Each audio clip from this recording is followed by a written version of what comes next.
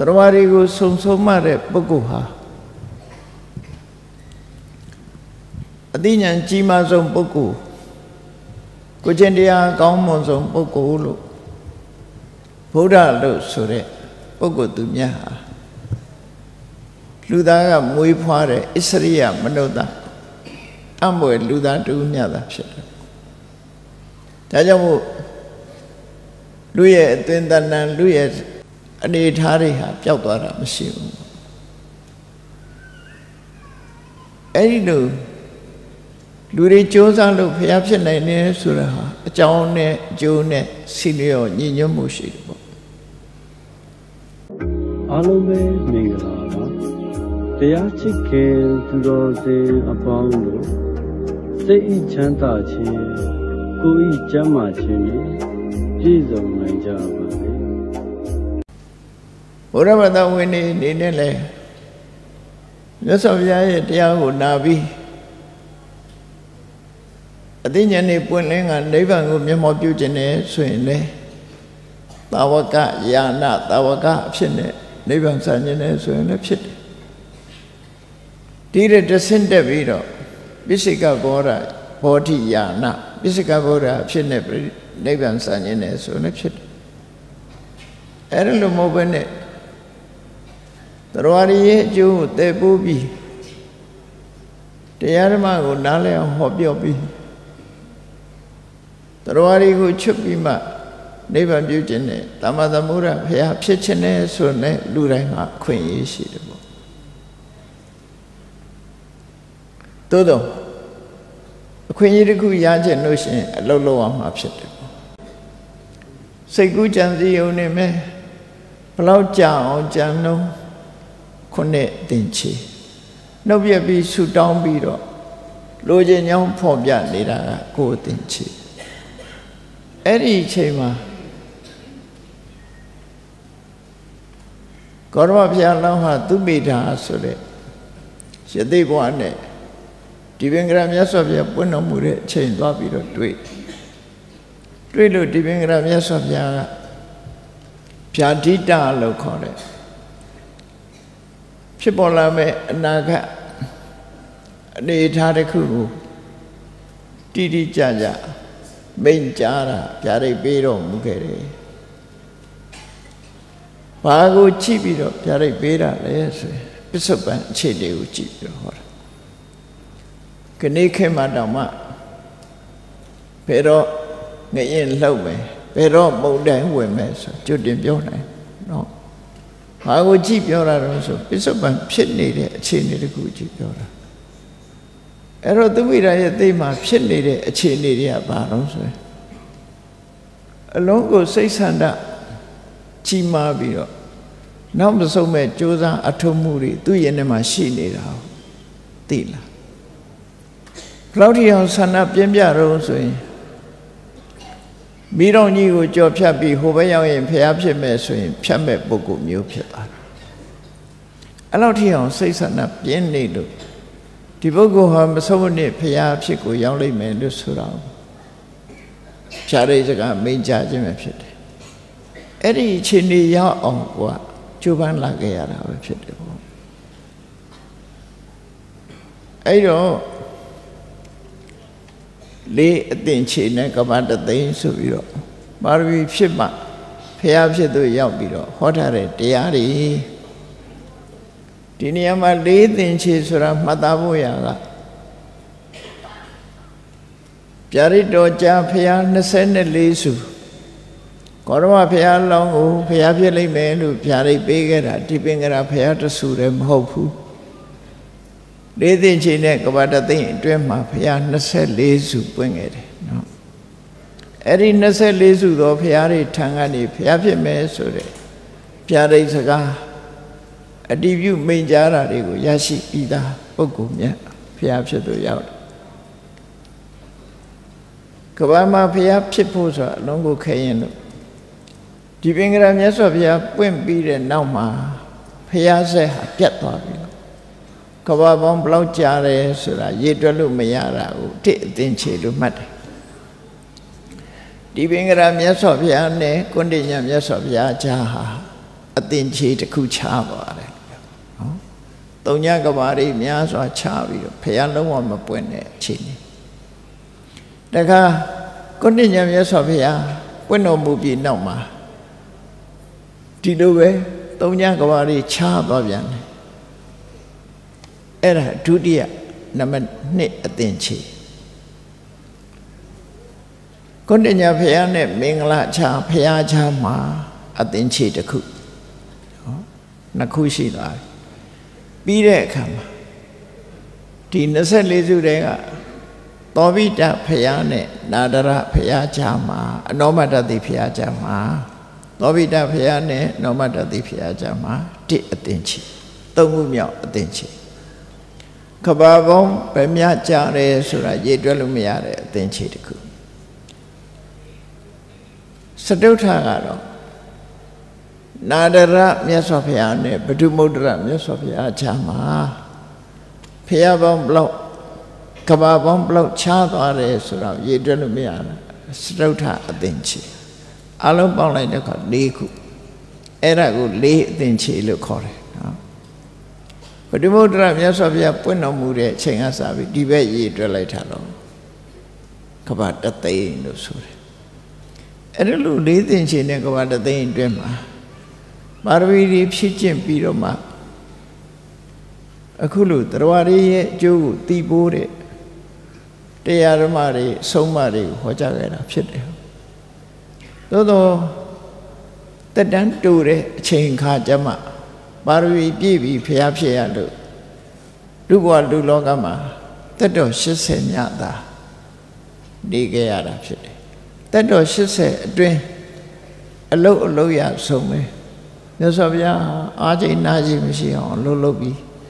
တရားဓမ္မတွေကိုများစွာဟောနိုင်ခဲ့တဲ့ပုဂ္ဂိုလ်ဝိပဿနာမြတ်စွာဘုရားတို့ဆိုတာကြတော့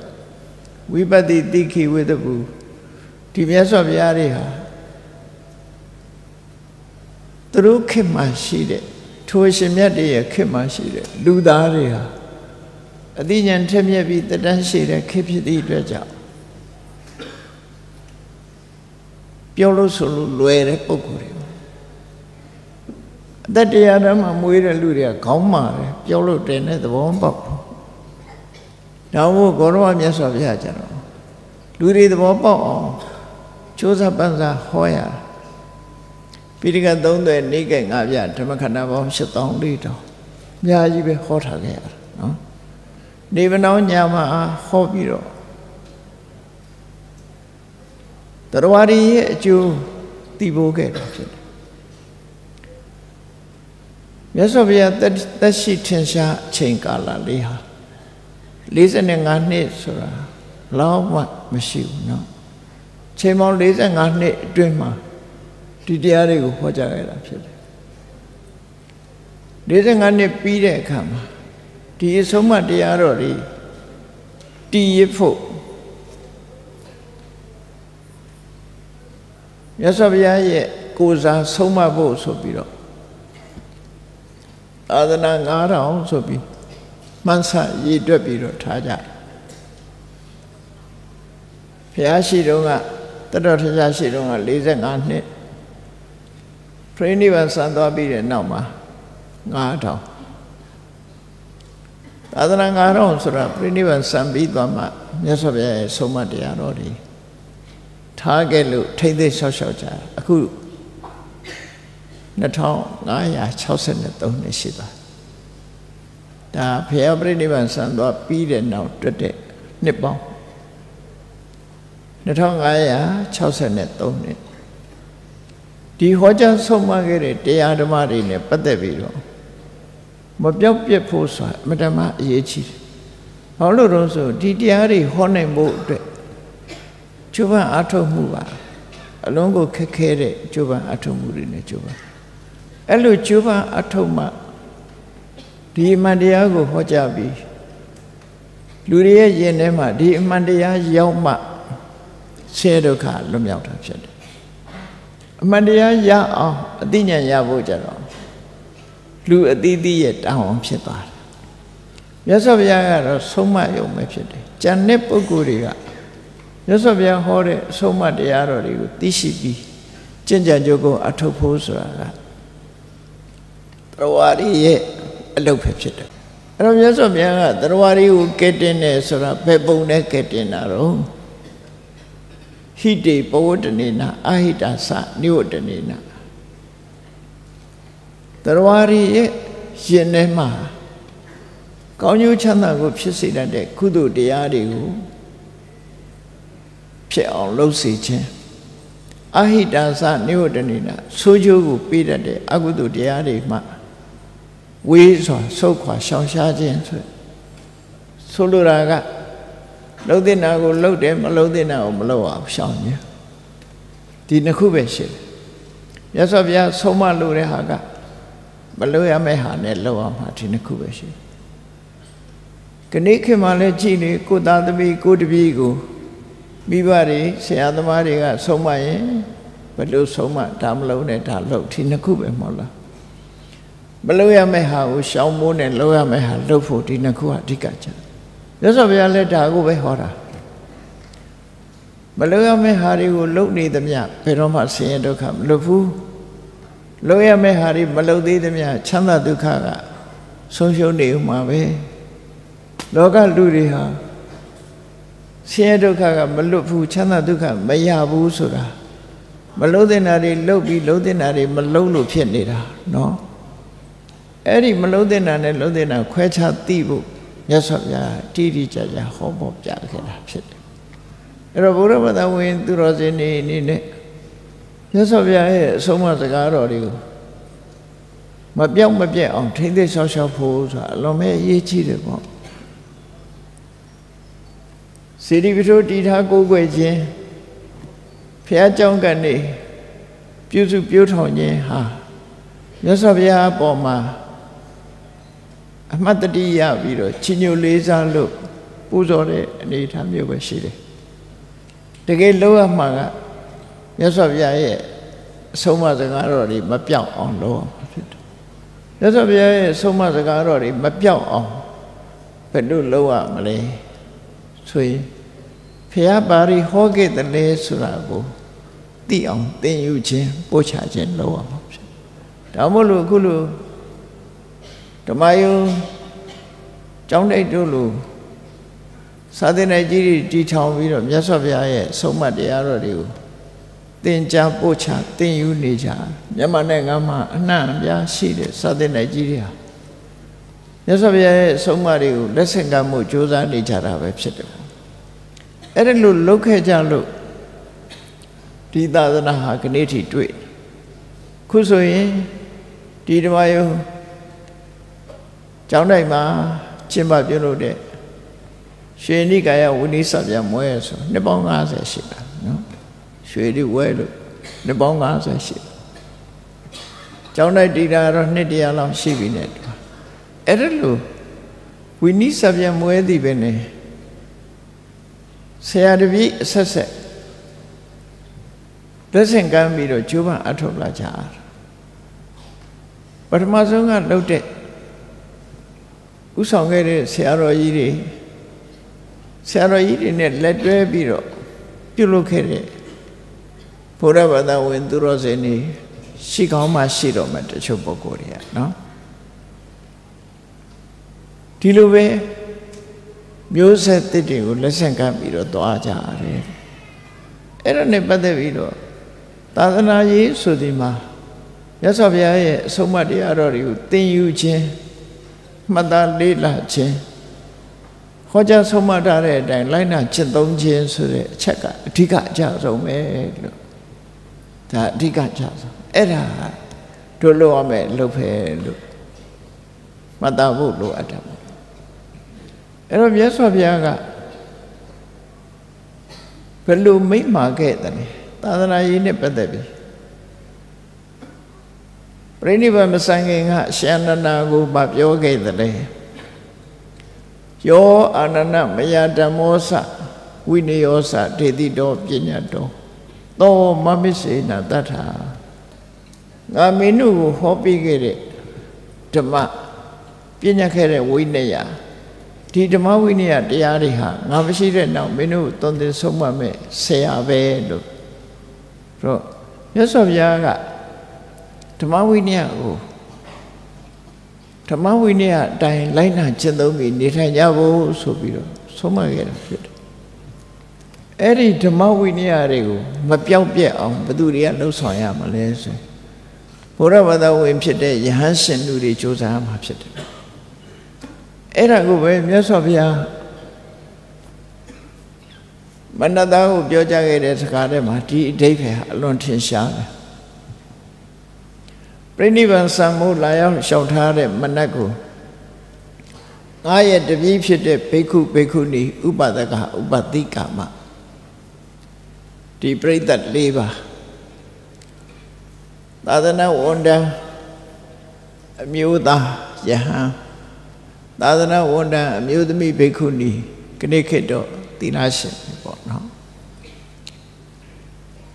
မြတ်စွာဘုရားကိုကိုယ်ွယ်စိတ်ကယုံကြည်ကြတဲ့ဘုရားဘာသာဥပဒကအမျိုးသားဘုရားဘာသာဝင်ဥပတိကမအမျိုးသမီးလို့အမျိုးသားအမျိုးသမီးခုလိုခွဲခြားထားတဲ့ပရိသတ်၄မျိုး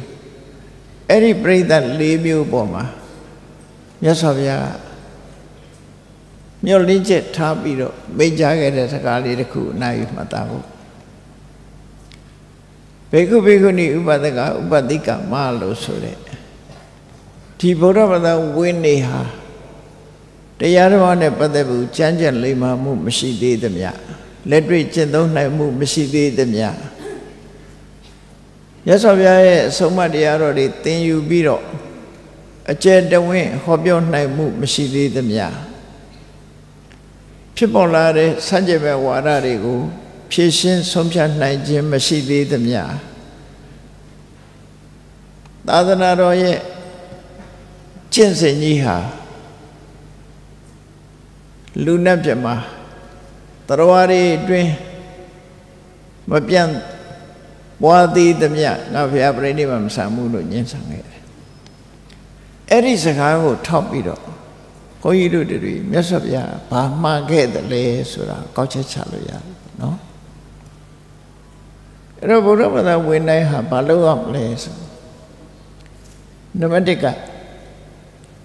ဝိယတဝိနိတဝိသရတဆိုတဲ့မြတ်စွာဘုရားသုံးခဲ့တဲ့စကားလုံးအတိုင်းပဲဘဟုတုတမြတ်စွာဘုရားဟောခဲ့တဲ့တရားဓမ္မတွေကိုနိုင်ယူမှတ်သားကြဖို့သင်ယူကြဖို့အခုလိုတရားပွဲကျင်းပပြီးတော့တရားနာခြင်းဟာလည်းပဲသင်ယူခြင်းတစ်မျိုးပဲဒါကိုတရားနာရဲဆိုတာတို့ဟာသင်ယူတယ်သင်ယူတဲ့အနေနဲ့တရားနာပါတချို့ကြတော့စာရွက်လေးတွေနဲ့ရေးမှတ်ပြီးတော့မတ်သားသားနာကြအဲ့လိုနာပြီးဆိုလို့ရှိရင်အရေးကြီးဆုံးကဘာတော့ဆိုရင်အာယုစူးစိုက်ပြီးတော့မှတ်သားမိအောင်နာယူဖို့အရေးကြီးတယ်နော်တတိနဲ့အာယုစူးစိုက်ပြီးတော့နာယူမှတ်သားမှာဖြစ်တယ်တတိနဲ့အာယုစူးစိုက်ပြီးနာယူမှတ်သားတဲ့စကားလုံးတွေအကြောင်းအရာတွေကိုအသိပညာနဲ့အနက်ထိပ်ပဲကိုနားလည်ခြင်းပဲဖြစ်တယ်ဆိုလိုတာကတတိနဲ့ပညာဒီနှစ်ခုအသုံးချပြီးတော့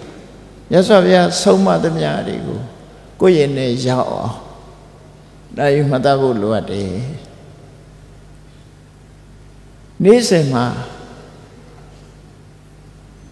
ကိုယ်လုပ်ငန်းတွေနဲ့တရားဘက်ကိုမျက်နှာမလှည့်နိုင်သေးတဲ့ပုဂ္ဂိုလ်တွေဖို့ခုလိုတရားပွဲကျင်းပတဲ့အခါမှာဟောကြားဆုံးမသွားတဲ့တရားဓမ္မတွေကိုနာယူမှတ်သားဖို့လိုအပ်တယ်ပေါ့ဒီရည်တတ်နိုင်တယ်ဆိုရင်ဓမ္မသင်္นานတို့ဓမ္မစကူးတို့ဆိုတာပြောတယ်သင်္นานတွေကိုတက်ပြီးတော့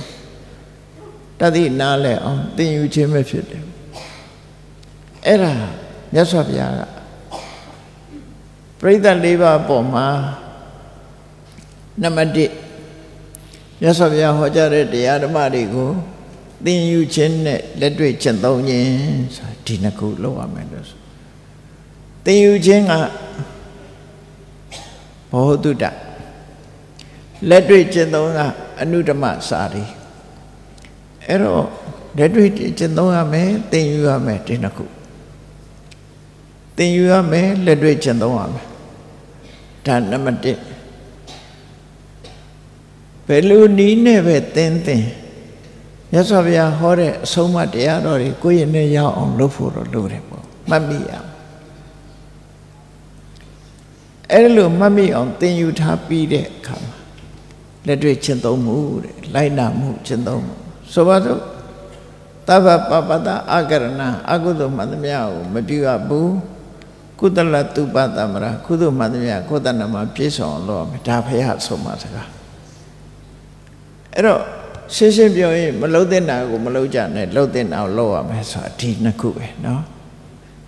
အကုသိုလ်ဆိုတာမလုံးတဲ့ဘူးဘာဖြစ်လို့မလုံးတဲ့လဲဆိုးကျိုးပေးတတ်တယ်လူတွေနေ့စဉ်စားတဲ့အစားအစာပဲကြည့်ကိုယ်နဲ့မတည့်တာမစားနဲ့စားရင်ဘာဖြစ်မလဲခန္ဓာကိုယ်မှာအ ਨੇ ဆုံးမအီမသာဖြစ်မယ်နေမကောင်းထိုင်မသာဖြစ်မယ်စားတဲ့အစားအစာစားလို့ရှိရင်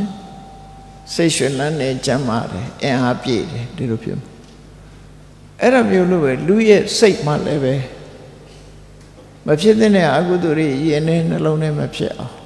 ဖြစ်တဲ့ကုသိုလ်တရားတွေယင်ထဲမှာဖြစ်အောင်အဲ့ဒီနှစ်ခုကကိုလိုရမယ့်ကိစ္စဆိုတာဆွေးမြဲစွာတတိထားဖို့လိုတယ်မြတ်စွာဘုရားရဲ့အဆုံးအမဒီတိုင်းပဲပေါ့နော်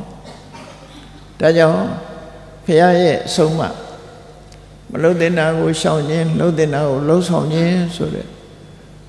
ဒီလိုဆုံးမသွန်သင်တဲ့စကားရပ်တွေကိုရှုစွာသိယူမှတ်သားရမယ်တဲ့ဒါတစ်ခုနောက်တစ်ခုကတော့မြတ်စွာဘုရားရဲ့ဆုံးမသွန်သင်ချက်တွေကိုသိယူမှတ်သားပြီးတဲ့အခါမှာအကျယ်တဝင့်ဟောပြောပြသရမယ်ဒါပြတ်မောအောင်လုပ်တာကြတော့เนาะပထမကိုယ်ကိုယ်တိုင်သိအောင်လုပ်တယ်ကိုယ်ကိုယ်တိုင်သိပြီးတဲ့အခါမှာဘုရားဘာသာဝင်နေဟာကိုသိတဲ့တရားကိုလက်ဆင့်ကမ်းဖို့လိုသေးတယ်ဒါကြောင့်မို့မြတ်စွာဘုရားဟောကြားဆုံးမတဲ့တရားတော်တွေကိုအကျယ်တဝင့်ချက်ပြီးတော့ဟောပြောရမယ်ဒါနံပါတ်1နံပါတ်3ကဘာလို့ဆိုရင်မြတ်စွာဘုရားရဲ့အဆုံးအမတရားတော်တွေနဲ့ဆန့်ကျင်တဲ့အယူအဆတွေပေါ်ပေါက်လာတတ်တယ်ဆန့်ကျင်မဲ့အယူအဆတွေပေါ်ပေါက်လာလို့ရှိရင်ဒါဟာဘုရားဟောတဲ့မကိုက်ကြဘူးဆိုပြီးတော့ဖြည့်ရှင်းတဲ့အလုပ်ကိုလုပ်ရမယ်ဒါနံပါတ်3ပြီးတဲ့အခါဗြဟ္မစရိယလို့ခေါ်တဲ့မဂ္ဂင်၈ပါးအကျင့်တရားမြတ်ဗုဒ္ဓရဲ့ကျင့်စဉ်ကြီးဘာဟုစင်ညလူတွေရင်ထဲနှလုံးထဲအောင်ရောက်ပြီးတော့လူသားအတိုင်းဝိုင်းသာမကနတ်ပြမအတိုင်းဝိုင်းထိအောင်သိရှိနားလည်အောင်ဖြစ်စေရမယ်ဆိုတော့ကဘာအနှံ့ပြအောင်ကြိုးစားတယ်လို့သူတို့တပည့်ရအဲ့ဒီအချက်၄ချက်ဟာမြတ်စွာဘုရားရဲ့မိန့်ကြားချက်ပဲဖြစ်တယ်ပေါ့သာသနာတော်မှာနေတဲ့ပုဂ္ဂိုလ်တိုင်းဟာဒီအချက်၄ချက်ကိုကုတ္တဝံတရားအနေနဲ့ဆောင်ရွက်ရမှာဖြစ်တယ်ကိုတတ်နိုင်တဲ့အတိုင်းအတာတစ်ခုကဆောင်ရွက်ဒါကဂေါရမမြတ်စွာဘုရားတတန်းတူတဲ့ဘုရားအနေနဲ့မှတ်ကြားခဲ့တာတတန်းရှည်ပြီးတော့လူတွေရဲ့ကိုယ်ကျင့်တရားကောင်းလို့တာမန်တတိပေးယုံနဲ့ရနိုင်တဲ့ဘုရားတွေဆိုတော့ဒီလိုမှားချင်မှလည်းမှားပဲเนาะလူမှားချင်မှမှားဒါကြောင့်မို့ဘုရားသာသနာတော်မှာဆိုရင်ဂေါရမမြတ်စွာဘုရားတတန်းတူသည့်အတွက်ကြောင့်သာသနာအရှိတည်တယ်လို့ပြောတယ်ကကုသနာမြတ်စွာဘုရားကောဏကဗနာမြတ်စွာဘုရားကတ္တဗမြတ်စွာဘုရားတို့ရဲ့သာသနာလည်းအရှိတည်ခဲ့တိခိဝိတ္တဘူဒီဝိပတ္တိတိခိဝိတ္တဘူဆိုတဲ့ဘုရားသုံးစုရဲ့သာသနာကတော့အရှိမတည်ဘူးတစ်ဆက်ပဲလို့ဆိုတယ်နော်တစ်ဆက်ဆိုတာဘုရားတွေကတက်တန်းရှိတယ်မြတ်စွာဘုရားလက်ထက်သာဝကတပည့်ကနေနောက်ထပ်တစ်ဆက်ပဲပြီးရင်သာသနာကွဲတယ်ဘောရောမြတ်စွာဘုရားကျတော့ ဆက်ပေါင်းဘယ်လောက်ရှိသွားတော့စဉ်းစားကြည့်ပါနှစ်ပေါင်း2500ဆို25ဆက်ရှိပြီပေါ့နော်နှစ်တရာနဲ့တွက်သွားရင်25ဆက်ရှိပါသာသနာဟာ25ဆက်ထိအောင်ရှိတယ်ဆိုတာနဲတာမဟုတ်အခုဒီမိုးပင်မျိုးကဓမ္မယုံကျောင်းတိုက်ကြီးမှာဆိုလို့ရှိရင်အခု90မြောက်ဆရာတော်တယ်အုပ်ချုပ်တယ်နော်ဒီလိုကြားရှိစွာတည်တယ်ဆိုတာအဆက်တွေအများကြီးဖြစ်လာတာပြောတယ်နော်အဲဆက်နဲ့ပြတ်သွားလို့ရှိရင်ကြားရှိစွာမတည်ဘူးလို့ဆိုတာအဲ့တော့ဂေါရမမြတ်စွာဘုရားရဲ့သာသနာတော်ဟာအရှိတည်တာဘုရားရဲ့မှာကြားချက်အတိုင်းလိုက်နာဆောင်ရွက်နေကြလို့ရှိတည်တယ်လို့အဲ့တော့မြတ်စွာဘုရားရဲ့မှာကြားချက်တွေထဲမှာအရေးကြီးတဲ့မှာကြားချက်တွေရတယ်ဘာတွေရှိသေးလဲဆိုအပိညတံနပိညပေတ္တဗံပိညတံနသမုစိဏိတ္တဗံယထာပိညတေတုသိက္ခာပရိတုသိက္ခိတဗံဆိုတဲ့ဒီအချက်ဟာလေအရေးပါတဲ့သတ်မှတ်ချက်ပဲဖြစ်တယ်ဒီနေရာမှာမြတ်စွာဘုရားမဟောကြားမဆုံးမအပြည့်ညတ်ခဲ့တဲ့ဟာတွေကိုအသစ်တွေကိုထည့်ပြီးတော့မလုပ်ရဘူးလို့ဆိုလို့ပေါ့နော်မြတ်စွာဘုရားဟောထားတာပြည့်ပြည့်စုံစုံဟောထားပြီးသားဖြစ်တယ်ပြည့်ပြည့်စုံစုံဟောထားပြီးဖြစ်ပါရဲ့တန်းနဲ့ဖြည့်ဆွတ်တာမျိုးမလုပ်ရဘူးဥပမာသစ္စာ၄ပါးတစ်ပါးလို့နေသေးတယ်၅ပါးသို့သွားမဖြစ်ရအောင်ဖြည့်ချင်မလို့နော်မဂ္ဂင်၈ပါးကကိုယ်ကနန်းကြိုက်လို့မဂ္ဂင်၉ပါးလို့သွားမလို့နဲ့လို့ဒါပြည့်ပြည့်စုံစုံဟောထားလို့အပိညတံနပိညပေတ္တဗံဖြစ်ဆွဘူး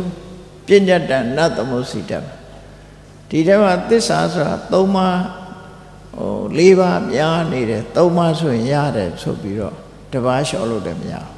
မဂ္ဂင်၈ပါးလည်း9ပါးဆိုရင်တုံတော့တယ်ဆိုပြီးတစ်ပါးလျှော့လို့မရဘူးအဲ့ဒါဘုရားဟောဖို့ပြည့်ညတ်ထားတဲ့အရာသတ်မှတ်ထားတဲ့ဟာလျှော့ချခြင်းလို့ဆိုတာအဲ့ဒါလည်းမလုပ်ရတဲ့အရာတစ်ခု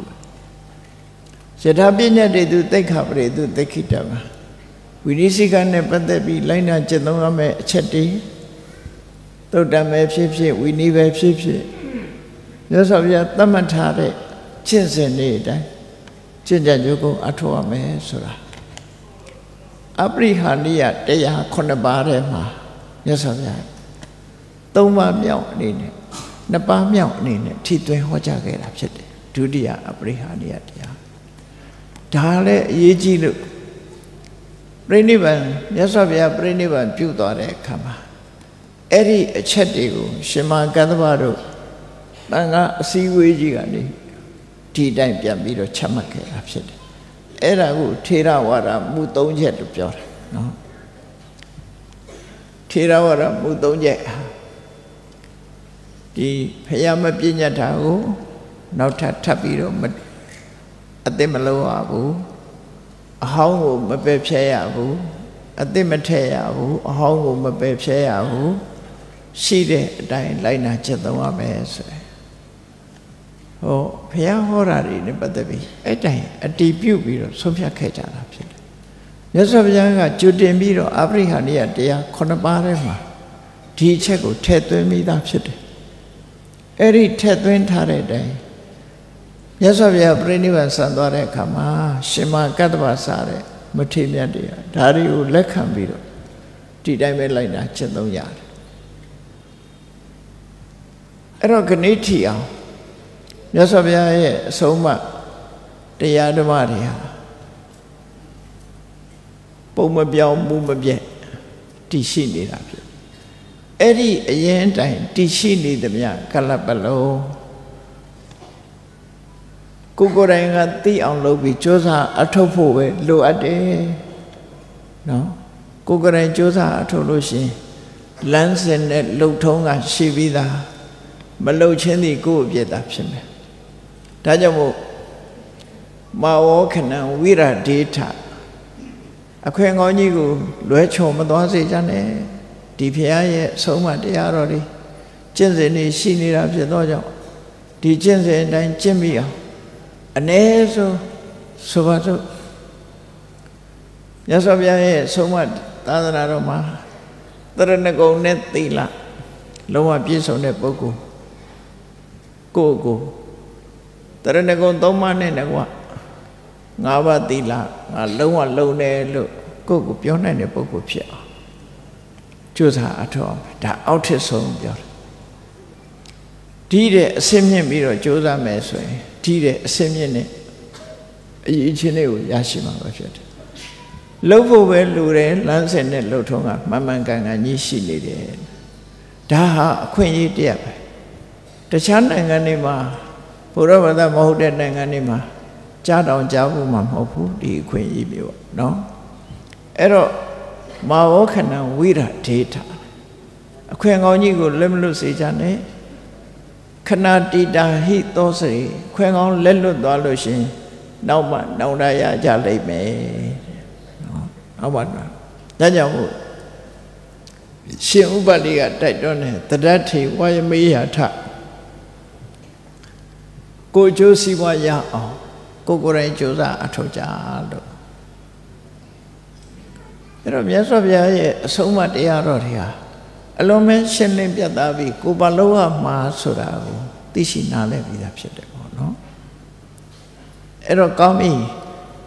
သမ္မာဒိဋ္ဌိလို့ပြောကြတယ်မှန်ကန်တဲ့အမြင်တစ်ခုအဲ့တော့မှန်ကန်တဲ့အမြင်ကိုရပါလားကိုယ့်ကိုမေးချင်ငါတို့ဟာမှန်ကန်တဲ့အမြင်ရပါလား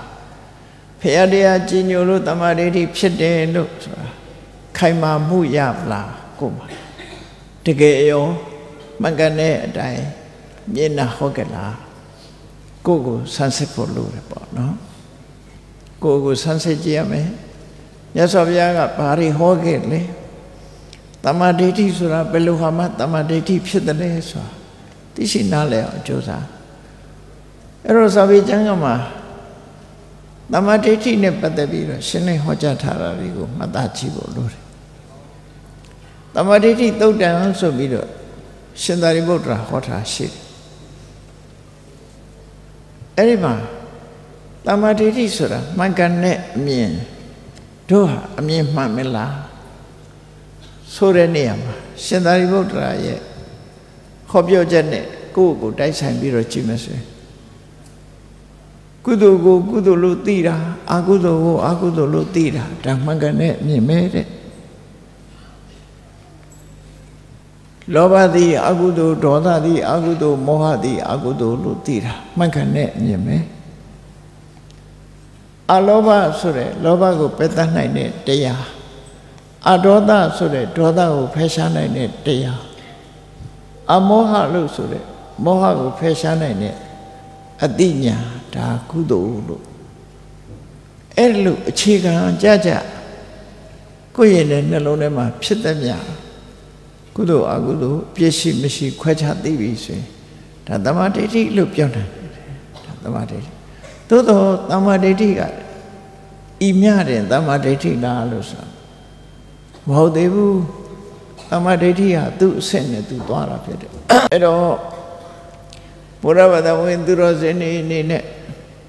ကံကံဤကျိုးလက်ခံနေဆိုတဲ့အဆင့်ကနေစချိမြတ်စွာဘုရားကသမ္မာဒိဋ္ဌိကိုခွဲခြားတဲ့အခါမှာအောက်ဆုံးအဆင့်ကတော့ကမ္မတက္ကတာသမ္မာဒိဋ္ဌိလို့ခေါ်တယ်ကမ္မတက္ကတာသမ္မာဒိဋ္ဌိရဲ့အဓိပ္ပာယ်ကကိုလုံးတာကိုနဲ့သာသက်ဆိုင်နေဆိုတဲ့အမြင်ပဲဖြစ်တယ်လက်ခံစာပေကျမ်းကမှာတော့အဓိပ္ပာယ်တစ်မျိုးဖွင့်တာဖြစ်တယ်တက္ကဆိုတာကိုဟာလို့ပြောရမှာကကုသိုလ်သာလင်ကိုဟာလို့ပြောခြင်းနဲ့အကုသိုလ်ကြတော့ကိုဟာလို့မပြောချင်ဘူးဆိုသို့တော့ဒီဖွင့်ဆိုချက်ဟာနော်မြတ်စွာဘုရားရဲ့အာဘော်နဲ့အပြည့်အဝကိုက်မယ်မဟုတ်ဘူးမြတ်စွာဘုရားရဲ့အာဘော်ကကမ္မတက္ကတာသမ္မာဒိဋ္ဌိဆိုတာယံကမ္မံကရိတန္တိကလျာဏံဝါပါပကံဝါတတ္တကမ္မတထာရဘဝိတန္တိဒါမြတ်စွာဘုရားရဲ့က ကံကံဤအကျိုးကိုလက်ခံတဲ့အမြင်တစ်ခုပဲကိုဘာပဲလှုပ်လို့ကောင်းတာလှုပ်လို့မကောင်းတာလှုပ်လို့လို့သည်များကံရဲ့အကျိုးဆက်ကိုကိုပဲခံရမယ်ကိုပဲဆန့်ရမယ်ဟောဒါဟာသူ့ရဲ့အမွေခံပဲကံရဲ့အမွေခံပဲဖြစ်ရမယ်လို့ဒီအမြင်ကိုမြင်မှုလို့ရတယ်ဒါကိုကမ္မတက္ကတာသမာဓိဋ္ဌိလို့ခေါ်တယ်ကိုလှုပ်တာကိုနဲ့သာသက်ဆိုင်တယ်လို့မြင်တဲ့အမြင်ဟာဘလောက်တန်မိုးရှိတယ်လဲစဉ်းစားကြည့်စัจ jit နဲ့တွေးကြည့်ကိုလှုပ်တာကိုနဲ့မပတ်သက်ဘူးလို့ငင်းွယ်လိုက်တဲ့ပုဂ္ဂိုလ်တယောက်ဟာတူတော်လူကောင်းဖြစ်ဖို့မရှိနိုင်ဘူး။ဘာကြောင့်လို့ဆိုတော့ကိုလှုပ်တာကိုနဲ့မပတ်သက်ဘူးလို့ဆိုတဲ့အမြင်ရှိရင်ကောင်းတာလုပ်လဲကောင်းတာရမှာမဟုတ်ဘူးမကောင်းတာလုပ်ရင်မကောင်းကျိုးမခံရဘူးဆိုတဲ့ပုဂ္ဂိုလ်တယောက်တည်းသူလှုပ်ချင်တာတွေလှုပ်တော့မှာပေါ့သူလှုပ်ချင်တာအကောင်းလားအဆိုးလားဆိုတာလူဆိုတာအဆိုးကိုသာလှုပ်တာများတယ်လွယ်တာကအဆိုးကလွယ်တာကိုနော်အဲ့တော့အဆိုးကိုလှုပ်တဲ့ဆိုကြတဲ့ကသူကလူတော်လူကောင်းဖြစ်ဖို့မရတော့နော်ဒါကြောင့်ကောင်းတာလုံးမှကောင်းကျိုးရတယ်မကောင်းတာလုပ်ရင်မကောင်းကျိုးရလိမ့်မယ်ဆိုတဲ့ကမ္မတက္ကတာသမာဓိဋ္ဌိအမြင်ဟာလူတော်လူကောင်းဖြစ်အောင်လမ်းခင်းပေးထားတာဖြစ်တယ်အကယ်၍တချို့ပုဂ္ဂိုလ်တွေမြင်တယ်လို့ပေါ့ကောင်းတာလုပ်လဲကောင်းတာမဖြစ်ပါဘူးဆိုးတာလုပ်လဲဆိုးတာမဖြစ်ပါဘူးမဟုတ်တာလုပ်တဲ့လူတွေကြီးပွားနေတယ်ဟုတ်တာလုပ်တဲ့လူတွေဆင်းရဲနေတယ်ဆိုတဲ့ဒီအတွေးလေးနဲ့ကံကံကြီးကျိုးကိုညှင်းပယ်မှုတွေလည်းဖြစ်တတ်သေးတယ်ပေါ့နော်သို့တော့စဉ်းစားရမှာအခုတည်းပင်ဆိုင်ဒီနေ့ဆိုင်ဒီနေ့အပင်ပေါက်ပြီးတည်းသီးစားရပါမလားမစားရဘူးအချိန်ဆိုတာရှိသေးတယ်နော်အချိန်ဆိုတာရှိသေးတယ်ဆိုးတာလုပ်ပြီးကောင်းကျိုးချမ်းသာရနေတဲ့ပုဂ္ဂိုလ်ဟာရှေးတုန်းကအကျိုးဆက်တွေကိုခံစားနေတာသာဖြစ်တယ်ပေါ့ကောင်းတာလုပ်ပြီးဒုက္ခရောက်နေတဲ့လူတယောက်ဟာလည်းပဲရှေးရခင်ကလုပ်ခဲ့တဲ့အကျိုးဆက်တွေကိုခံစားနေရခြင်းသာဖြစ်တယ်လို့ဒီလိုနားလည်ပြီးရမှာဖြစ်တယ်အဲ့ဒါလို့နားမလည်ဘူးဆိုလို့ရှိရင်ကံကံဤအကျိုးညှင်းပယ်တဲ့ပုဂ္ဂိုလ်ဖြစ်သွားနိုင်တယ်အဲ့တော့ကိုယ့်ဘဝကိုဆန်းစစ်ကြည့်လူတိုင်းဟာကိုယ့်ဘဝကိုဆန်းစစ်ရမှာကမ္မတက္ကတာသမာဓိဋ္ဌိနဲ့ဟုတ်ပြီကောင်းတာလုပ်ရင်ကောင်းကျိုးရတယ်မကောင်းတာလုပ်ရင်မကောင်းကျိုးရတယ်ဆိုတို့တွေဟာဘာတွေလုပ်နေလဲတနေ့တာမှာကောင်းတာတွေကြီးလှုပ်တာလားဆိုးတာတွေရောလှုပ်သလားကိုယ့်ကိုအမှန်သိအောင်ကြိုးစားဖို့လို့မြတ်စွာဘုရားကတော့ဟောတယ်ဥပောပုံညင်စပပင်စယမေသောကုရုတိဣဒာတရဝတဝုဟာဒီလောကတရဝတဝုဟာပပလို့ဆိုတဲ့မလို့တင်တာတွေလည်းလုပ်တယ်ပုံညလို့ဆိုတဲ့လို့တင်တာတွေလည်းလုပ်တယ်ကောင်းတာလည်းလုပ်တယ်ဆိုးတာလည်းလုပ်တယ်ကောင်းဆိုးနှမျိုးလုံးလုပ်ကြတယ်ပုရုษေမှန်သမျှအကောင်းကြီးလုပ်တာဆိုတာမရှိနိုင်ဘူးအဆိုးလေးကတော့ပါအောင်ပါနော်အစာစားတဲ့အထက်မှာခန္ဓာကိုယ်အကျိုးပြုတာတင်ပါတာမဟုတ်ဘူးအကျိုးမပြုတာတွေလည်းစားမိမှာပဲအဲ့တော့ပုထုဇဉ်ဆိုတဲ့အဓိပ္ပာယ်ကိုမကောင်းတာအဖြစ်များလို့ပုထုဇဉ်ခေါ်တာဟုတ်ပုထုဇနမကောင်းတာတွေဖြစ်များနေတယ်အဲ့ဒါကိုပြောင်းပြစ်နိုင်အောင်ကြိုးစားကိုယ့်ကိုယ်ဆင်ញင်သုံးသပ်ပြီးတော့ဒီတစ်ခုလှုပ်တယ်ဆိုဟုတ်ပြီကောင်းတာလည်းလှုပ်တယ်ဆိုးတာလည်းလှုပ်တယ်လှုပ်ပြီးသွားရလားဆိုဘယ်ပြီးမလဲတင်ညိတတတက္ကံဟောတိကိုလှုပ်တဲ့ကံတရားတွေဟာကိုယ့်ရဲ့ရင်ထဲနှလုံးထဲမှာအယိတ်ထင်ပြီးတော့ကြံ့ရစ်ပြီးနော်ပျောက်သွားတာမဟုတ်ဘူးပုံရိပ်တွေထင်သွားပြီလို့သူဆိုလို့တယ်ခေတ်အခြေအနေနဲ့နားလည်အောင်ပြောလို့ရှိရင်ရှင်ထဲမှာ CCTV တက်ထားတယ်လို့သာမှတ်တာမကောင်းတာလုပ်ပြီးလိန်လို့မရဘူးကောင်းတာလုပ်ရင်လည်းလိန်လို့မရဘူးနော်ချင်းထက်မဲ့တော့မကြိုးစားနဲ့အဲ့ဒီမှာဘာလုပ်လူတွေရဲ့ရင်ထဲမှာမှတ်တမ်းတင်တာရှိတယ် မတတ်တယ်မိသားဖြစ်သွားတယ်ကောင်းတဲ့ပုံရိပ်တွေမကောင်းတဲ့ပုံရိပ်တွေဟာရှင်နေမှရောက်သွားအဲ့တော့ကိုလုံးသမျှတွေဟာနောက်ဘဝပါသွားဖို့ဆိုတာဘယ်နေရာမှာရှိနေတာတော့လို့မေးကြည့်နှလုံးသားထဲမှာရှိနေတာလားအုံနောက်ထဲမှာရှိနေတာလားအုံနောက်ဆိုတာပြက်ချင်ပြက်သွားတာပဲလေနှလုံးသားဆိုတာလဲခွဲစိတ်ကုသရတာမျိုးတွေရှိရတယ်သိရင်အုံနောက်ကလည်းလုံးမလုံးတော့နှလုံးကလည်းလုံးမလုံးတော့အဲ့ဒီအုံနောက်နဲ့နှလုံးကလည်းသိရင်မိတကြိုတဲ့ထဲပါမသွားဘူးလားဒါပြင်ကံတရားတွေများပါသွားမလားအုံနောက်ထဲမှာနှလုံးသားထဲမှာပါသွားမလားအဲ့ပါသွားရင်တော့အေးတာပေါ့နော်တပွားတယ်မြတ်စွာဘုရားကတင်ညိတတတကံဟောတိတဲ့ကိုလို့တာကိုထဲမှာကိုပုံရိပ်တွေကိုရသွားတယ်ဘယ်မှာဒီပုံရိပ်တွေကထင်သွားတော့ဆိုကုသိုလ်အကုသိုလ်ကံရဲ့ပုံရိပ်တွေစိတ်အစဉ်မှာဖြစ်သွားတာ mental process လို့ခေါ်တယ်စိတ်အစဉ်နဲ့နော်စိတ်ရဲ့ဖြစ်စဉ်ကြီးတွေမှာ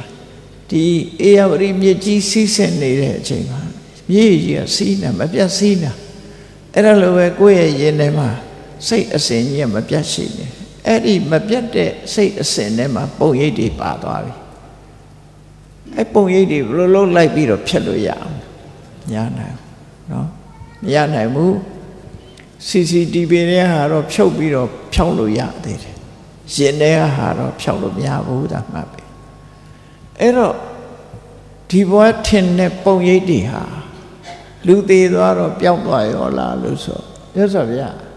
တင်္ဆအာရယကိစ္စတိဒီပုံရိပ်တွေဟာသူနဲ့အတူပါသွားလိမ့်မယ်တဲ့ပါသွားမှာပဲတင်္ဆတအနုကံဟောတိဒါတွေကနောက်ကဘဝတန်တဲ့ဟာဆက်ဆက်မှာပါသွားပြီအယိတ်ပမာလိုက်နေမှာဖြစ်တယ်ဒါကြောင့်မို့ပုံရိပ်မကောင်းတဲ့ပုဂ္ဂိုလ်တွေဟာဆင်းရဲဒုက္ခနဲ့ကြုံတွေ့ရပြီပုံရိပ်ကောင်းတဲ့ပုဂ္ဂိုလ်တွေသာချမ်းသာဒုက္ခရရှိမှာဖြစ်တယ်ဒီပုံရိပ်တွေကြည့်ပြီးတော့ဘဝမှာအကျိုးပေးမှုတွေဖြစ်တယ်ဒါကိုပဲမြတ်စွာဘုရားကရှံကမံဂရိတန္တိကလျာဏဝပပကံဝတတ္တကမ္မတဒါဒါဘဝိတန္တိဆိုတာဒါကိုဟောတာနော်ကောင်းတာလှုပ်လို့မကောင်းတာလှုပ်လို့ထိုလှုပ်သမျှကုသိုလ်ကံအကုသိုလ်ကံတို့ရဲ့အမွေကိုလှုပ်သူခံရမယ်ဆိုတာဒါအဲ့ဒါကံကံအကျိုးလက်ခံတယ်ဆိုရင်မြတ်စွာဘုရားရဲ့ဆုံးမတယ်အလို့လက်ခံထားတဲ့ကမ္မတက္ကတသမ္မာဒိဋ္ဌိအမြင်ရှိမှဗုဒ္ဓဘာသာဆိုတာဖြစ်နိုင်တယ်လို့မှတ်ကမ္မတက္ကတသမ္မာဒိဋ္ဌိအမြင်မရှိရင်ဗုဒ္ဓဘာသာမဖြစ်ဘူးဗုဒ္ဓံတရဏံကိစ္ဆာမိဆိုနေပေမဲ့လို့ကံမယုံကြည်ဘူးဆိုရင်ဗုဒ္ဓဘာသာဆက်ဖြစ်ဖို့မြတ်စွာဘုရားကိုယ်တိုင်ကကံကံဤကျိုးအလေးနဲ့ထားပြီးအခြေခံအဖြစ်ဟောကြားခဲ့တာဖြစ်တယ်ဒါကြောင့်မို့ကံကံဤကျိုးယုံကြည်လက်ခံခြင်းဆိုတဲ့သိမြင်ခြင်းဆိုတဲ့ကမ္မတက္ကတသမ္မာဒိဋ္ဌိရှိရမယ်ကမ္မတက္ကတသမ္မာဒိဋ္ဌိရှိပြီးရင်နောက်ထပ်တစ်ဆင့်တိုးရမယ်မြတ်စွာဘုရားသာသနာတော်နဲ့ဂျုံတွေ့တဲ့အခါလေးမှာတဆင့်တိုးရမယ်သမ္မာဒိဋ္ဌိကဝိပဿနာသမ္မာဒိဋ္ဌိလို့ခေါ်တယ်အဲ့ဒီဝိပဿနာသမ္မာဒိဋ္ဌိကြတော့ကမ္မတက္ကတာသမ္မာဒိဋ္ဌိတဲ့ပို့ပြီးတော့အစင်မြင့်တဲ့အသိဉာဏ်ပဲဖြစ်တယ်ပေါ့ဘုရားသာသနာတော်နဲ့ဂျုံတွေ့တဲ့အခါမှာကမ္မတက္ကတာသမ္မာဒိဋ္ဌိလေးနဲ့တည်းမကျင့်တတ်နဲ့ဝိပဿနာသမ္မာဒိဋ္ဌိဉာဏ်ဖြစ်အောင်ကြိုးစားအောင်အဲ့တော့ဝိပဿနာသမ္မာဒိဋ္ဌိဖြစ်အောင်ဘယ်လိုလှုပ်ဆောင်ရမလဲလောကမှာကိုယ့်ကိုစဉ်းစားကြည့်လိုက်ငါခန္ဓာကိုယ်မှာ body နဲ့ mind ဆိုတဲ့အတိုင်းလူရဲ့ရုပ်တရက်ကြီးရှိတယ်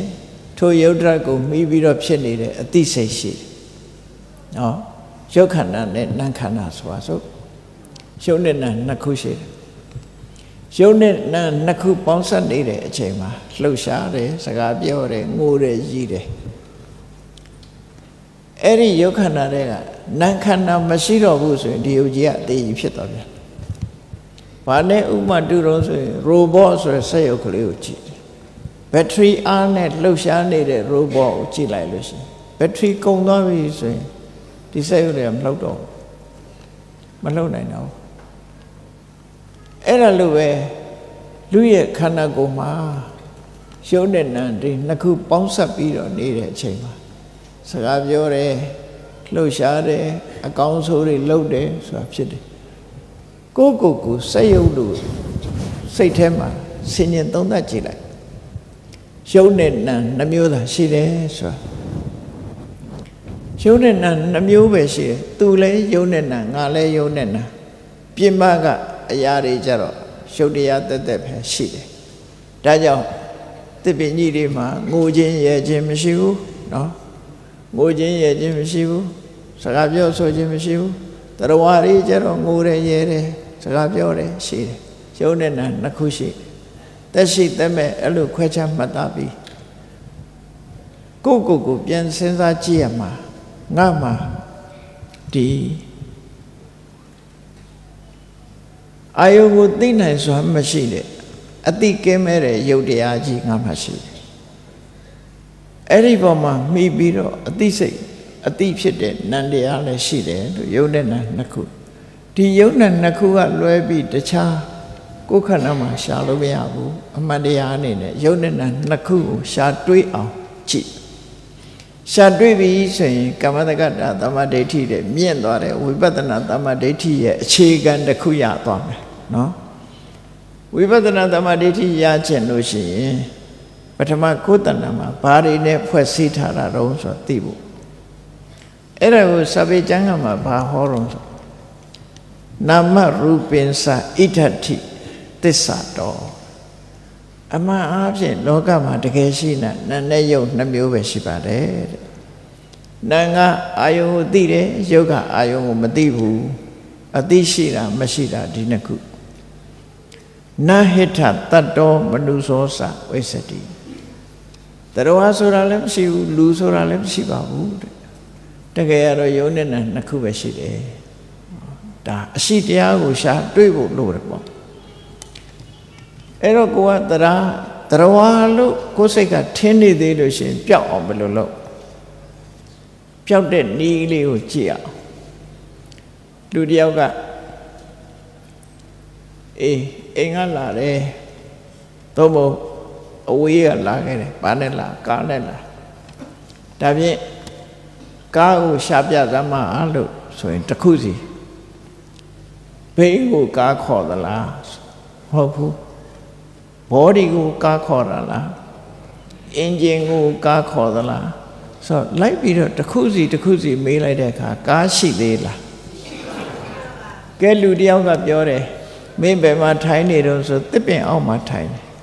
ဒါဖြင့်မင်းကတစ်ပင်ကိုပြစမ်းမှာဆိုရှားကြည့်စမ်းမှာတစ်ပင်ကင်ပြီးတော့မေးမယ်အမြစ်ကိုကင်ပြီးလို့ရှိရင်ဒီအမြစ်ကတစ်ပင်လားဆိုရင်ဘယ်လိုဖြေဦးနော်ပင်စီကတစ်ပင်လားဆိုရင်ရော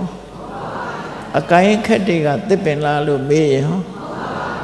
အရွက်တွေကတစ်ပင်လားအပွင့်နေအသီးတွေကတစ်ပင်လားဆိုတခုစီမေးကြည့်တစ်ပင်ပြောက်သွားတယ်အဲ့ဒါလိုပဲလူရဲ့ခန္ဓာကိုယ်မှာလည်းပဲတခုစီဆံမေမွေးခြင်းခြေသက်လက်သက်သွားရည်ဆိုတဲ့အင်္ဂါရက်တွေနဲ့ကင်ပြီးတော့မေးကြည့်လိုက်လူပြောက်သွားတယ်ဒါကြောင့်ပြောတာအဲ့ဒီ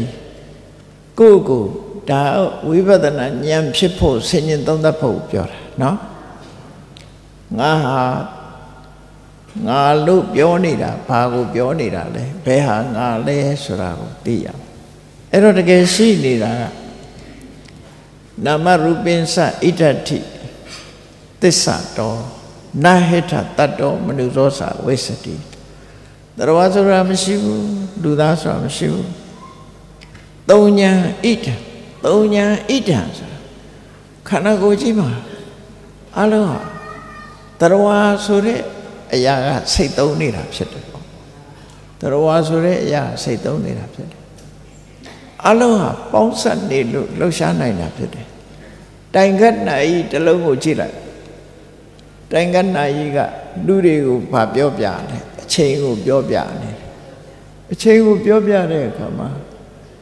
နာဤရဲ့မျက်နှာပြင်မှာခဏန်းနေပါတယ်လက်တံအတူနဲ့အရှိပါတယ်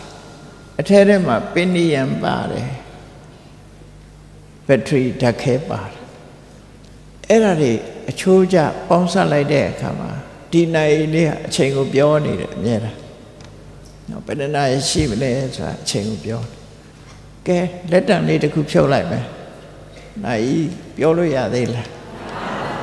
လက်တံတစ်ချောင်းနဲ့ဖြုတ်လိုက်ရင်ကိုအချိန်မပြောနိုင်တော့ဘူးသူကနော်တစ်ချောင်းနဲ့အချိန်ဆိုမသိနိုင်ဘူးဘက်ထရီဖြုတ်လိုက်ရင်တော့သွားပြီမရှိတော့အဲ့တော့ကိုယ်ခန္ဓာကိုယ်လည်းပဲအဲ့ဒီသဘောထားနိုင်လို့လှုပ်ရှားနေတာယုံနဲ့နာနှစ်ခုပေါင်းစပ်ပြီးတော့လှုပ်ရှားနေတာဒီထဲမှာတရားဝါဆိုတာမရှိဘူးတုံညဘာမှမရှိတဲ့အနေထားဘာနဲ့ဥပမာတူတော့ဆိုယန္တမိဝဖိသင်္ကတံစက်ယုံနဲ့လှုပ်ထားတဲ့ပုံစံမျိုးပဲဘက်ထရီအားနဲ့လှုပ်ရှားနေတဲ့ရိုဘော့ဆိုတဲ့စက်ယုံလိုပဲဒုက္ခတပုံစောနော်တိနကထတာရိတော်တတာရီမြတ်တွေနဲ့ပုံဆောင်ထားတဲ့တကယ်ဆင်းရဲဒုက္ခအစုမြတာဖြစ်တယ်ဖြတ်ကြည့်လိုက်ရင်တစ်ခုမှအနှစ်သာရဆိုတာရှာတွေးမှာမဟုတ်ဘူးအဲ့ဒီလိုအမြင်မျိုးမြင်အောင်ထိုင်ပြီးတော့စဉ်းစားကိုယ့်ကိုထိုင်ပြီးစဉ်းစားတဲ့အခါမှာကိုယ်ခန္ဓာမှာယုံတဲ့နာကလွဲလို့ဘာမှမတွေးရဘူးဆိုတာကိုသဘောပေါက်လာမှာပဲဖြစ်တယ်ပေါ့အဲ့ဒီသဘောပေါက်လာခြင်းဟာသိလိုက်တဲ့တရားတွေကိုသိတာဖြစ်တော့ကြောင့်ညာတပရိညာရဲ့အခြေခံလို့ဒီလိုပြောလို့ရတယ်ပေါ့နော်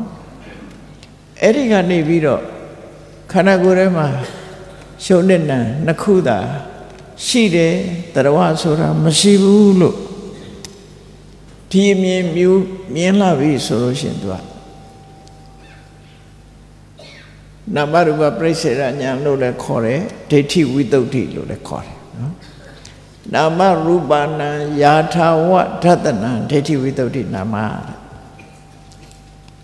ကိုယ်ခန္ဓာကိုယ်မှာယုံနဲ့နာကလွဲလို့တခြားမရှိဘူးယုံနဲ့ရဲ့သဘာဝတရားကိုမြင်တဲ့အသိဉာဏ်ကိုဒိဋ္ဌိဝိသုဒ္ဓိနော်ဒိဋ္ဌိဝိသုဒ္ဓိမှန်ကန်တဲ့ဉာဏ်အမြင်ဒီမှားယွင်းတဲ့အယူဆတစ်ခုကိုဖယ်ရှားပြစ်နိုင်တာဖြစ်သောကြောင့်မှားယွင်းတဲ့အယူဝါဒကိုဖယ်ရှားတန့်စင်ပေးတာဖြစ်သောကြောင့်ဒိဋ္ဌိဝိသုဒ္ဓိအသိဉာဏ်လို့ပြောအဲ့ဒီအသိဉာဏ်ကိုတစ်ဖက်ကခေါ်ရင်နာမရူပပြိစ္ဆေရဉာဏ်လို့ခေါ်တယ်နာနဲ့ယုတ်ကိုခွဲခြားသိတယ်ညာအဲ့ဒီနာနဲ့ယုတ်နဲ့ခွဲခြားသိပြီဆိုရင်ဒါညာတပရိညာလို့ခေါ်တယ်တခါအဲ့ဒီနာနဲ့ယုတ်တွေဟာဘာကြောင့်ဖြစ်တယ်လဲဆိုအကြောင်းရှာတဲ့အခါမှာသူ့ဘာသူဖြစ်နေတာမဟုတ်ဘဲနဲ့ဆိုင်ရာအကြောင်းတရားတွေကြောင့်ဖြစ်တယ်အတိတ်ဘဝကိုလှမ်းကြည့်လိုက်မယ်ဆိုရင်အမှန်မသိတဲ့အဝိဇ္ဇာမသိလို့လုံးမရလို့တဲ့သင်္ခါရဒါကြောင့်ဘဝတစ်ခုရလာတယ်ဆိုလိုတာကကံနဲ့ကိလေသာနဲ့ပေါင်းစပ်လို့ဘဝတစ်ခုဆိုတာရလာကံကိလေသာရဲ့အကျိုးဆက်ပဲလို့အကြောင်းတရားကတွဲဖက်ပြီးသိလာလို့ရှိရင်ပစ္စယပရိက္ခဉာဏ်လို့ခေါ်တယ်ဘုရားသခင်ဖန်ဆင်းတယ်ဆိုတာမဟုတ်ဘူးအကြောင်းပဲဖြစ်တယ်ဆိုတာလည်းမဟုတ်ဘူးကိုယ်ရင်နဲ့နှလုံးထဲမှာဖြစ်တဲ့သဘာဝတရားတွေပေါင်းစပ်ပြီးတော့ဖြစ်ပေါ်စေမှုမြတ်တာဖြစ်တယ်ဆိုရင်အကြောင်းအကျိုးကိုနားလည်သွားတယ်ပရိစ္ဆေသမုပ္ပါရှုတော်ကပဲဖြစ်စေပဋ္ဌာန်းရှုတော်ကပဲဖြစ်စေအကြောင်းတရားကိုသိရှိနားလည်သွားပြီဆိုရင်ပစ္စယပရိက္ခဉာဏ်ဟောနာမရူပပြိစ္ဆေရဉာဏ်နဲ့ပစ္စယပရိက္ခဉာဏ်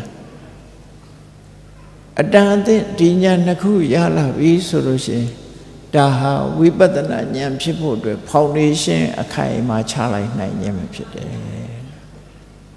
ဒါဝိပဿနာတော့ခေါ်ခြင်းခေါ်လို့ရတော့လည်းပဲဝိပဿနာမဟုတ်သေးဘူးဝိပဿနာဉာဏ်ရဲ့ဖောင်ဒေးရှင်းလို့ပဲပြောအောင်မှာဖြစ်တယ်ဝိပဿနာဉာဏ်စစ်ဖြစ်ဖို့ကြတော့ဒီယုံနံနှစ်မျိုးအပေါ်မှာစိတ်ငုံတေချာရှုတဲ့အခါမှာမမြဲတဲ့သဘောကိုထင်တဲ့အတိုင်းဆင်းရဲတဲ့ချမ်းသာတာကင်းပြတ်ပြီးတော့ဆင်းရဲတဲ့သဘောကိုဖြစ်ချင်တိုင်းမဖြစ်ဘူးဆိုတဲ့အနတ္တသဘောအဲ့ဒါတွေတွေ့ပြီဆိုတော့မှဒါဝိပဿနာဉာဏ်ဖြစ်ပြီလို့ပြောရမှာဖြစ်တယ်အဲ့တော့ဝိပဿနာဉာဏ်ဖြစ်ဖို့အစပထမကြိုးစားမှာယုံနဲ့နာနဲ့꿰အောင် သင်ယူရမယ်မှတ်သားရမယ်ပြီးရင်ခန္ဓာကိုယ်ပေါ်မှာခြားကြည့်ပြီးအလုပ်လုပ်ပထမသင်ပြီးရင်ခန္ဓာကိုယ်ထဲမှာရှာလို့ယုံနဲ့နာနှမျိုးသာတွေ့ပြီးအမှန်ကန်တွေ့လာပြီထိုယုံနာနှမျိုးရဲ့အကြောင်းတရားပါတွေ့ပြီဆိုရင်ဒါဝိပဿနာရဲ့ဖောင်ဒေးရှင်းငါတို့ချနိုင်ပြီအဲ့ဒီကနေပြီးမမြဲတဲ့သဘောဆင်းရဲတဲ့သဘောကိုယ်မပိုင်တဲ့သဘောတရားတွေပါသဘောကျလာပြီဆိုရင်ဒါဝိပဿနာလမ်းကြောင်းနဲ့ရောက်လာပြီလို့သူပြောတာနော်အဲ့ဒီလိုလမ်းကြောင်းနဲ့ရောက်လာလို့ရှိရင်ဒါဝိပဿနာသမာဓိဋ္ဌိလို့ခေါ်တယ်အဲ့တော့သမာဓိဋ္ဌိဖြစ်ဖို့ရလွယ်သလားခက်သလားတကယ်ကတော့လွယ်တာမဟုတ်ဘူးနော်ဒါကြောင့်မြတ်စွာဘုရားရဲ့သာသနာတော်နဲ့ကြုံတွေ့တဲ့အချိန်မှာကာမတက္ကတာသမာဓိဋ္ဌိတောင်မှန်မှန်ကန်ကန်မရှိဘဲနဲ့တချို့ကြတယ်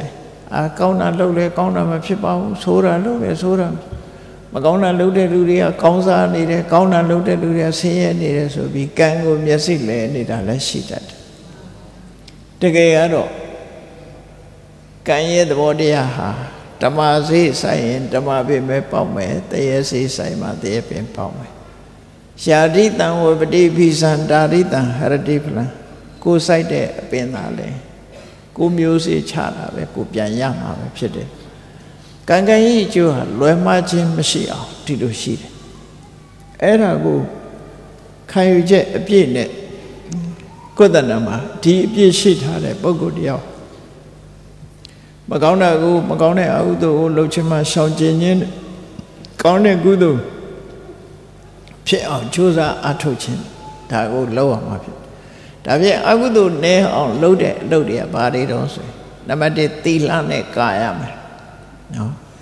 သီလနဲ့ကာတယ်သီလနဲ့ကာပြီးရင်ဘာနဲ့ကာအိန္ဒြိယသံဝရလို့ခေါ်တယ်တတိနဲ့ကာရမယ်အကုသိုလ်တွေကိုကာနိုင်ရမယ်သီလနဲ့ကာမယ်သီလနဲ့ကာတယ်ဆိုတာသူများတဲ့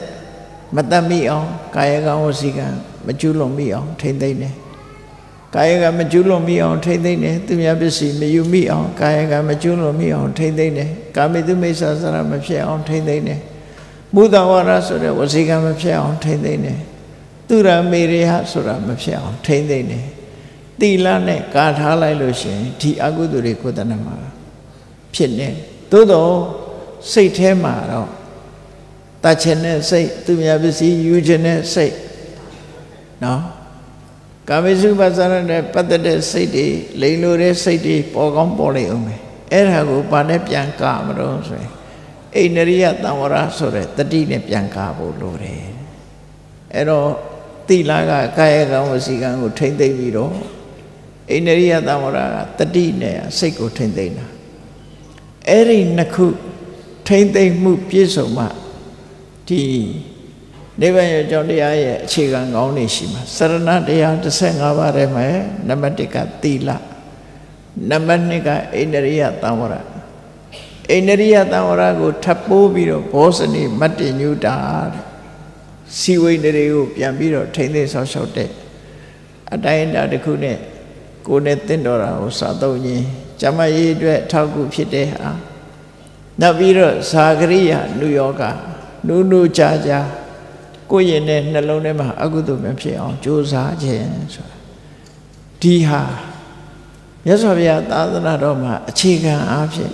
ဒီလုပ်တွေတို့လုပ်ရမှာဖြစ်တယ်အဲ့ဒါကိုပဲမြတ်စွာဘုရားဟောတာ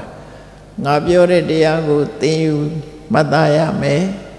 ပြီးတဲ့အခါကျတော့ဒီတရားအတိုင်းလိုက်နာကျင့်သုံးရမယ်ဆိုတာ